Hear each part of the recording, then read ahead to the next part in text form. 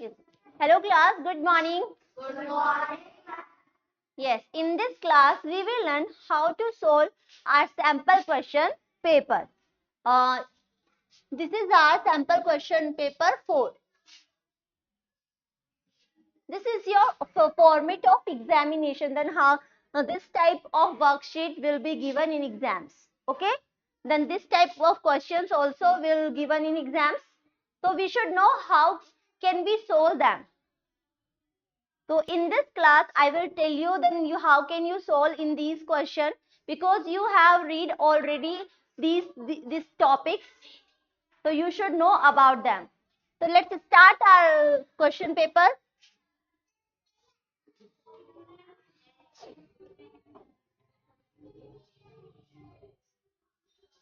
Eighty marks का होता है ये पूरा कंप्लीट. फर्स्ट ऑफ ऑल हमें दिए जाते हैं मल्टीपल चॉइस क्वेश्चंस. इसके अंदर आपके जो ग्रामर है या रीडर है दोनों का पार्ट मिक्स होता है, और सारे टॉपिक्स जो हमने अभी तक बुक्स में पढ़े हैं उनसे रिलेटेड क्वेश्चंस इसके अंदर दिए हुए होते हैं. तो first question is that, what is the first question? choose the word which has a different sound.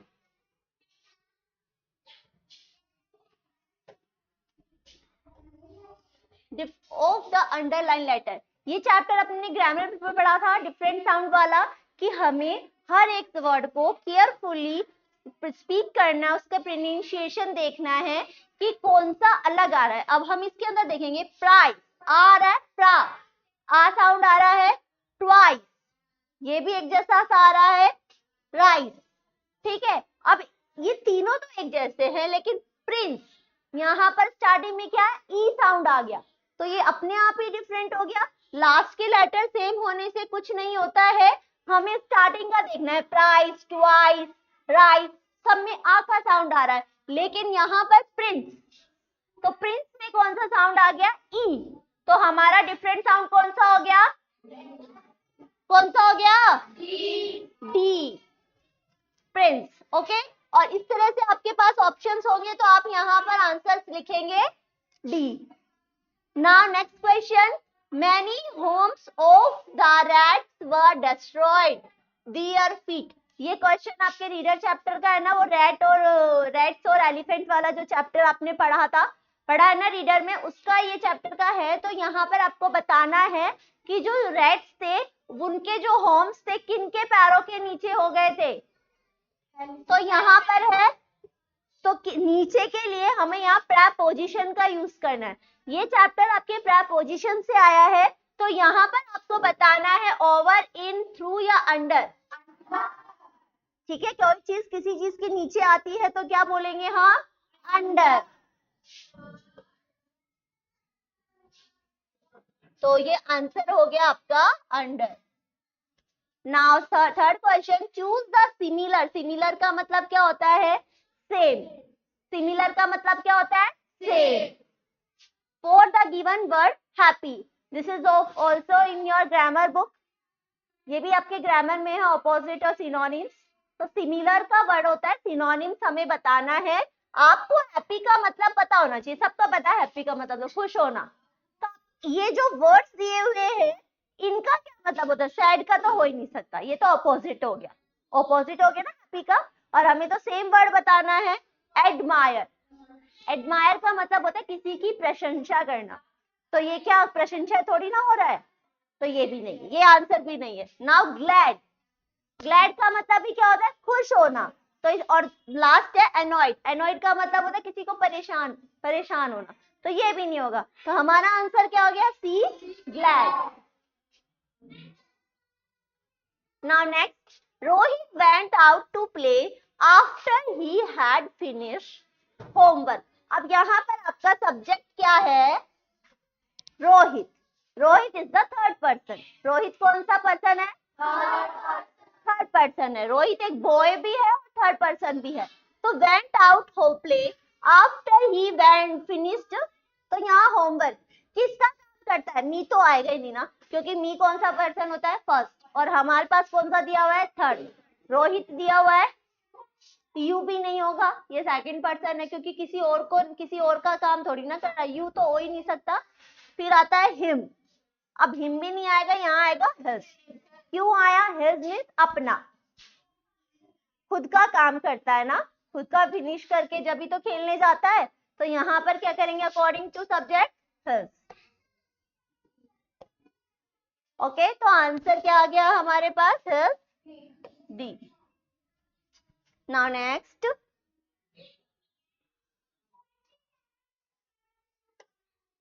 complete the following words with the help of letters given in the brackets। ये हमारे क्या होते हैं? Missing letters. कौन सा chapter है ये हमारा?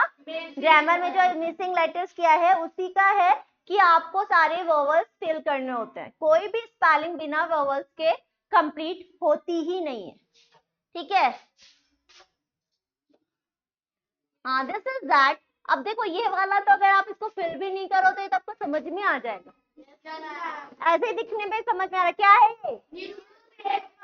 अब आपको न्यूज़पेपर की स्पेलिंग आनी चाहिए। यहाँ क्या N,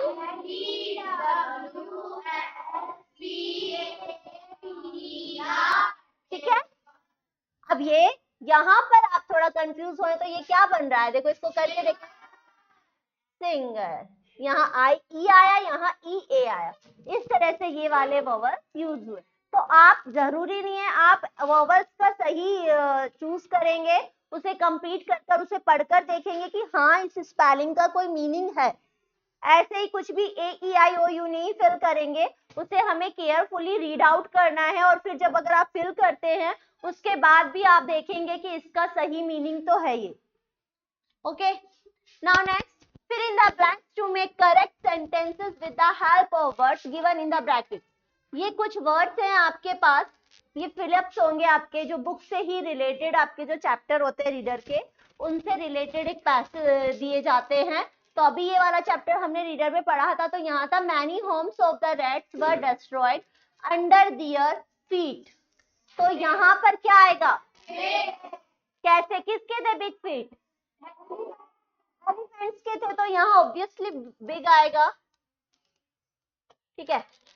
Some rats were also killed, क्योंकि जब वो एलिफेंट्स के पैरों के नीचे आए तो ऑब्वियसली वो मर गए भी होंगे। Okay, now next, make new words by adding suffix. Suffix और प्रीफिक्स पढ़ा था आपने? बहुत अच्छे से हमने किया हुआ है। तो इजी का क्या हो जाएगा? इजी, क्योंकि हमें एल्वाइज करना है। अब मुझे बताओ आई एल वाई आएगा या क्या आएगा? बताओ।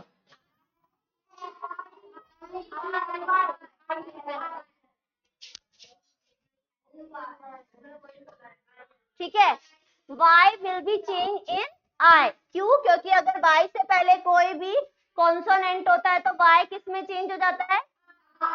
I। यूज का क्या हो जाएगा? यूजलेस, ठीक है?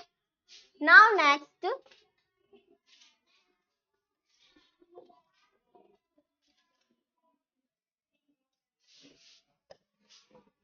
Arrange the jumble letters to make meaningful words. अब हमें यहाँ पर ये वर्ड्स दिए होंगे, ये जंबल वर्ड्स हैं, इनको हमें कंप्लीट बनाकर लिखना है।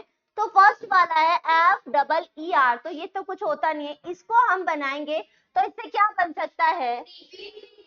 फ्री बन सकता है। तो यहाँ पर हमारा हो जाएगा फ्री, इसका मतलब भी है और ये एक मीनिंगफुल बन रहा है। अब हमारा ये क्या बन रहा है? प्लेस। वेरी गुड, आप लोग तो पहचान लेते हो, ठीक है? इस तरह के वर्ड्स होंगे, आपको बहुत ही ध्यान से करना है, इतना अच्छा कर पाओगे आप कि आपके फुल मार्क्स आएंगे इंग्लिश में। Okay, now right the opposite genders लिखने हैं ऑफ द गिवन वर्ड्स। तो यहाँ पर हमें इनके ऑपोजिट जेंडर्स, डॉग का क्या होता है? बेच, तो यहाँ लिखेंगे बेच। काउ, बियर्ड, बफेलो तो खुद एक फीमेल जेंडर है। यहाँ जेंडर बताना, अपोजिट बताना है। काव का बुली तो होगा, बैल, गाय का बैल ही तो होता है। यस। अब उसके बाद हमें क्या मिलेगा, एक पैसेज, शॉर्ट पैसेज मिलेगा। ये किसी भी चैप्टर से दे देंगे आपको, तो आपको चैप्टर्स केयरफुली पढ़ने हैं। Now it's time to read complete chapter carefully. किसी भी चैप्टर का देंगे आपको, ये नहीं है डिसाइडेड है कि इसी चैप्टर का आएगा। We can not say and we can not guess it. तो हमें तो सबको अच्छे से पढ़ना है। तो ये वाला चैप्टर आप बताइए, चलो ये वाला जो चैप्टर है हमने बहुत अच्छे से पढ़ा था, कौन सा है ये? 14। कौन, नाम क्या है इस चैप्टर का?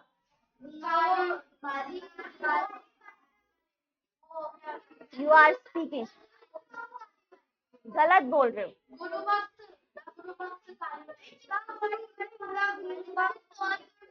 चित्तौड़गढ़ फोर्ट। कौन सा चैप्टर है ये? Chapter 12, Chittorgarh fort. ऐसे ध्यान रखना है। मीराबाई, मीराबाई जानते हो ना, कौन सी डिवोटी थी ना कृष्ण की। तो यहाँ क्या आएगा? तो यहाँ पर ये कुछ वर्ड्स है, इसमें से देख के भरेंगे तो क्या आ जाएगा यहाँ पर?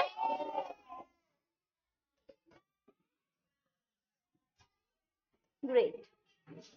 डिवोटी ऑफ भगवान Krishna also lived in this place. कौन से प्लेस में?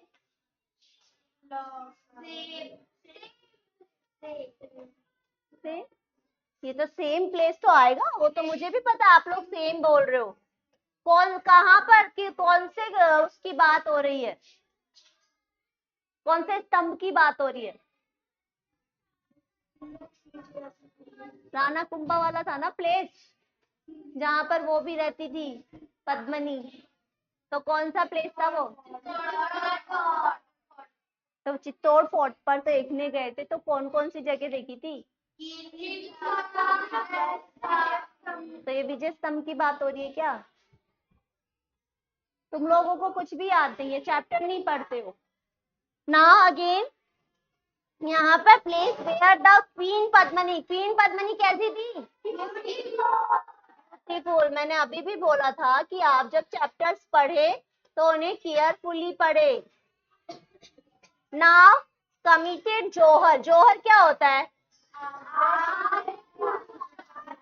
आग में कूद जाना, जलती हुई आग में अपने किसकी? सेल्फ रिस्पेक्ट के लिए। ओके, अलोंग विद अदर, से पहले मैनी।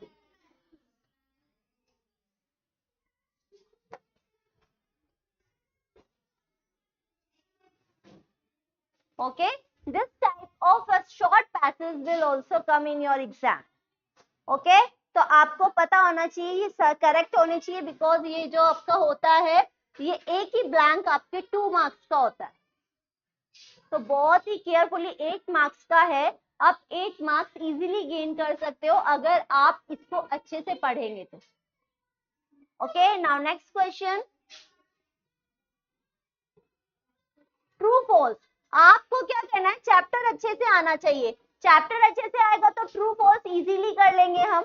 ट्रू फॉल्स आपको बहुत इजीली करना है। जितने भी ट्रू फॉल्स आपके चैप्टर्स के अंदर है, आपको अच्छे से उनको लर्न रखना है और चैप्टर पूरा याद रखना है कि क्या क्या बातें उसमें कही गई है। तो first question is that Rinku's father died of high fever. Why, कैसे डाई हुए थे?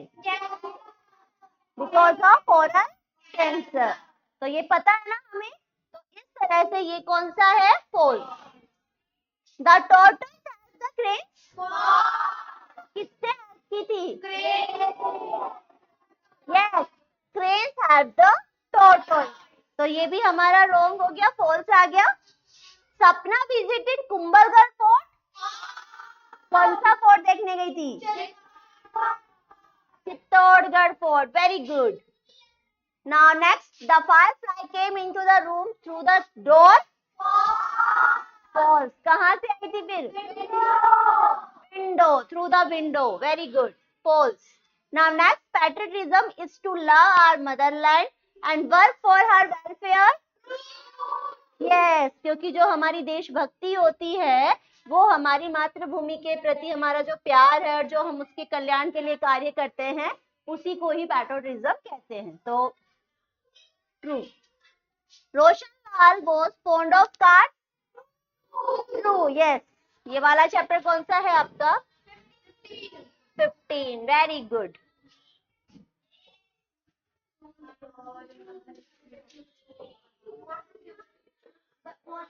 नाउ अब आपके आएंगे मैचअप। मैचअप्स कैसे आएंगे?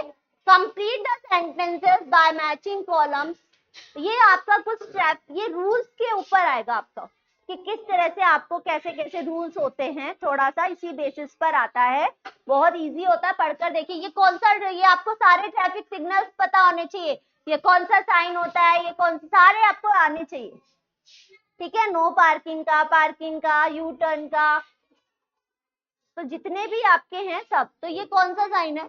यू शेप में भी बना हुआ है ना, तो ये कौन सा है आपका?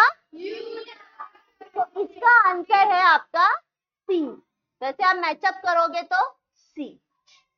ठीक है, नाउ नेक्स्ट 17। तो ये क्या है? ये आपका, इसका आंसर है आपका A, weight limit. While driving a vehicle, हमें क्या याद रखना चाहिए while driving a vehicle?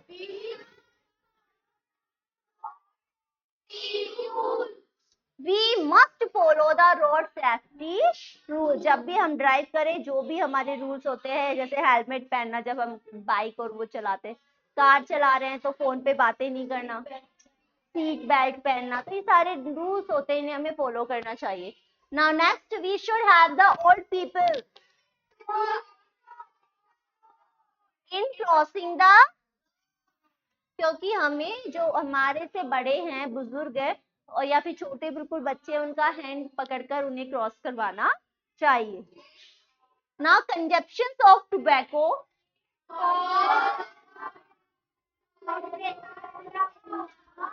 causes burns and blister in the mouth। ज्यादा मात्रा में टोबैको खाने से क्या होता है, हमारे मुंह में ब्लिस्टर और घाव हो जाते हैं, छाले बन जाते हैं ना, रेड रेड रेड, उन्हें ब्लिस्टर्स कहते हैं। The pouch of gutkha, now one is remaining, that what, कि यहाँ पर has a warning printed on it।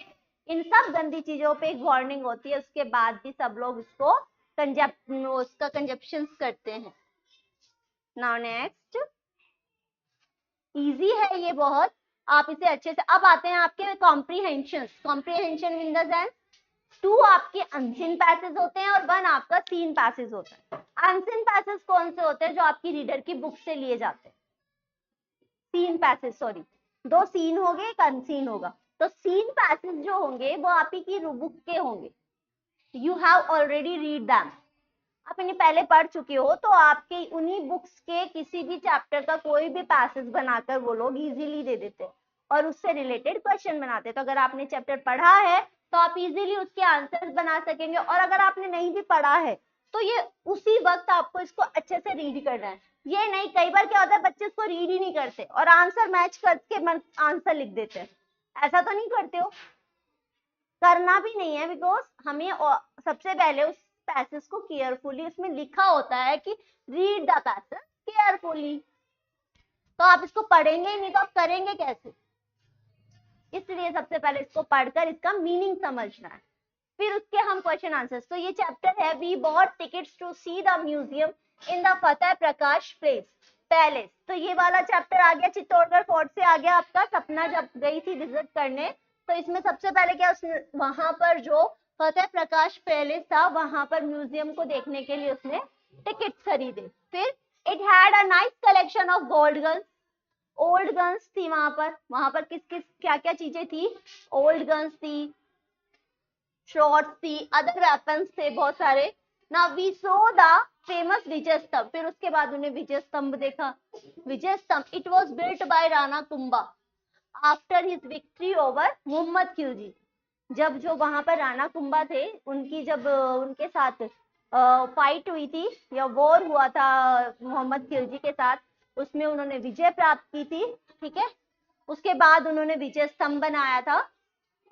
और मोहम्मद खिलजी कौन था? The sultan of Malwa, Malwa का सुल्तान था। It has 157 steps to reach the top of this tower. इस पर चढ़ने के लिए उन्होंने कितने स्टेयर्स बनाए? 157। A light and a sound show is held in the evening. रात में वहां पर क्या होता था? वो जो फाउंटेन होता ना, इस तरह से लाइटें जलती थी और क्या होता था? साउंड शो, जो फाउंटेन से लाइट जलती थी उसमें से आवाज आती, म्यूजिकल आवाज आती थी। And there is another tower, एक और टावर था, उसको कहा जाता था, इट इज कॉल्ड कीर्ति स्तंभ। दूसरा टावर कौन सा था? कीर्ति स्तंभ। इट हैज डेडिकेट टू भगवान आदिनाथ, और उसको भगवान आदिनाथ को डेडिकेटेड किया गया था। भगवान आदिनाथ कौन थे? The first Jain Tirthankar. हमारे फर्स्ट जैन तीर्थनारकर कौन थे? भगवान Adinath. Now the answers, we will write the answers. First question है, हु बिल्ट विजय स्तंभ? पढ़कर पता चल गया किसने बनाया? अब सिर्फ राणा कुंभा नहीं लिख के आएंगे, यहाँ हम क्वेश्चन से आंसर बनाएंगे। तो कैसे बनाते हैं वो आप देखेंगे यहाँ पर। तो यहाँ पर लिखा हुआ है राणा कुंभा, तो आप यहाँ पर लिखेंगे राणा। जब भी किसी का नाम आएगा तो किस में लिखेंगे? कैपिटल लेटर में, कुंभा। ठीक है, ये हो गया। ये हमसे पास्ट टेंस में लिखा हुआ है, तो आपको कुछ नहीं लिखा, हु की जगह पे उसका नाम आ गया, और एज अ टीज हम इसको ऐसे के ऐसे लिख देंगे, बिल्ट विजय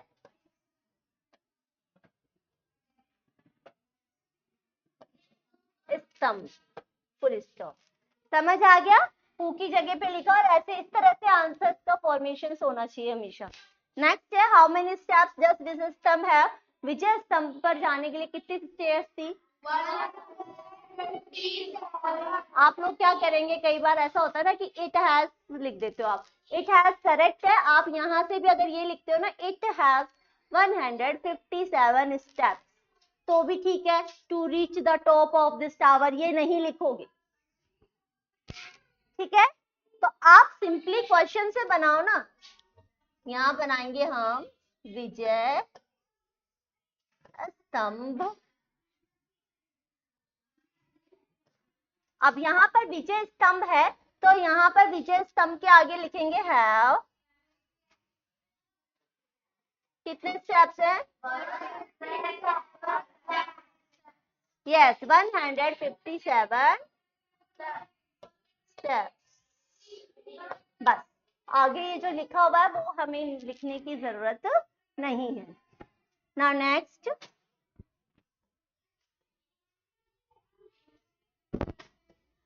यहाँ है read the passage and write plural of the following words. हमें यहाँ पर इनके प्लूरल लिखना है, सिंगुलर हमारे पास है। आप क्वेश्चन से ही देखो कि स्टेप का तो क्या होगा? स्टेप्स हो जाएगा।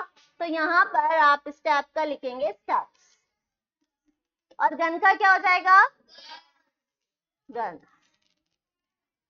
ठीक है, कि हु वाज मोहम्मद खिलजी? पढ़ा था ना हमने, पढ़ा था, अभी उसमें आया था। तो यहाँ पर सबसे पहले आप लिखेंगे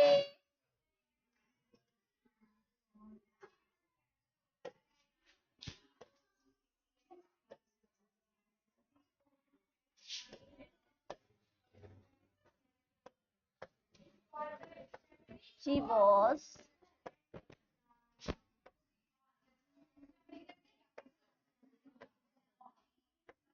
सुल्तान of Malwa.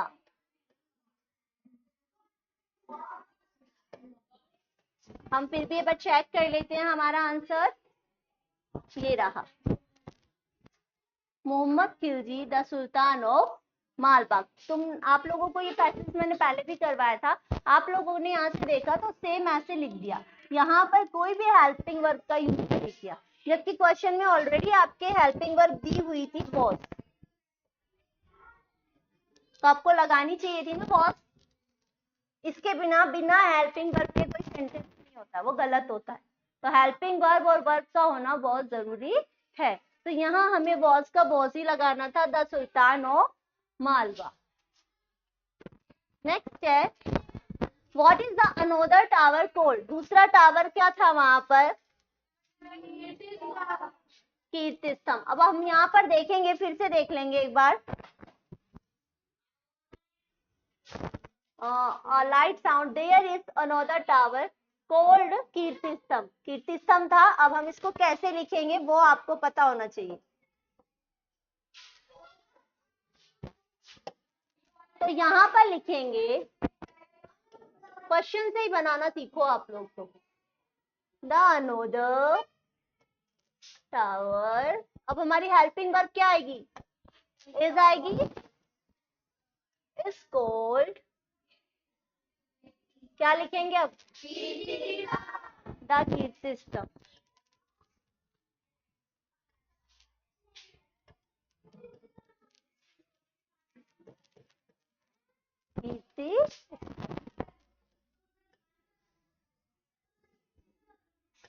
Got it?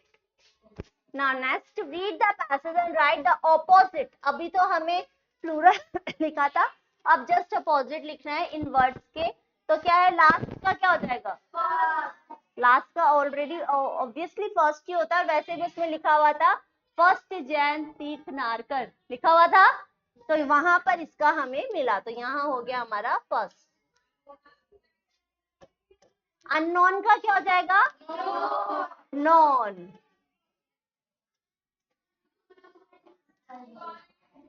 Who was the first Jain Tirth Narkar? Yes, very good. तो यहाँ पर पहले आप उनका नाम लिखेंगे।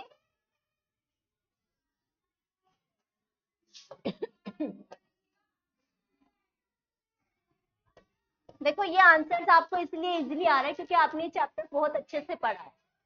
तो अगर आप पैसेज भी नहीं पढ़ पा रहे हो तो भी आप इस पे क्वेश्चंस कर पा रहे हो। भगवान आदिनाथ was the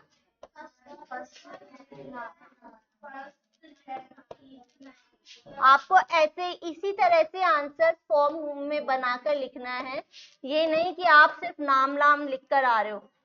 ओके, अब याद रखना कि आंसर्स कैसे बनाने होते हैं। सिर्फ हु की जगह पे भगवान आदिनाथ लिखा, वो द फर्स्ट जैन तीर्थ Narkar. Now next, which show is held in the evening, कौन सा शो इवनिंग में रखा जाता था बताओ।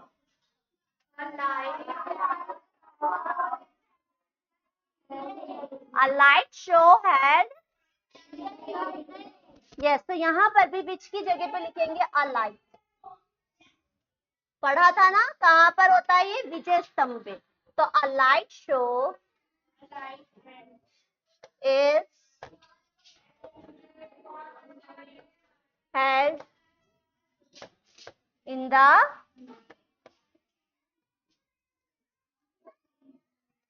यहाँ पर एक बार चेक कर लेते हैं हम।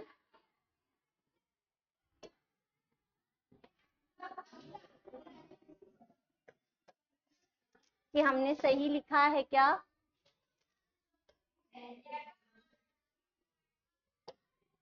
ये पढ़ा था a light and sound show, sorry sound हम लिखना भूल गए हैं, तो हम यहाँ पर साउंड शो भी लिखेंगे। अ लाइट यहाँ पर एंड साउंड शो, ठीक है। ये नाम लिखकर फिर ऐसे कैसे लिख देंगे, is held in the evening. Now next, read the passage and right similar, similar का मतलब होता है सेम या synonym for the following words. अब कॉन्क्विस्ट, आपको कई बार क्या है वर्ड्स के मतलब नहीं पता होता है तो आप कुछ भी लिख देते हो। अब कॉन्क्विस्ट आपको पता होना चाहिए क्या होता है, जी क्या होती है, जी। तो क्या आएगा इसका, विक्ट्री।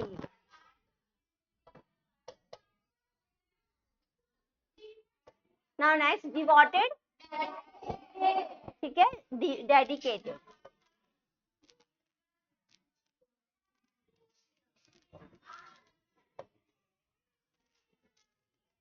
इस तरह से आपका एक पैसेज तो हमने सोल्व कर लिया।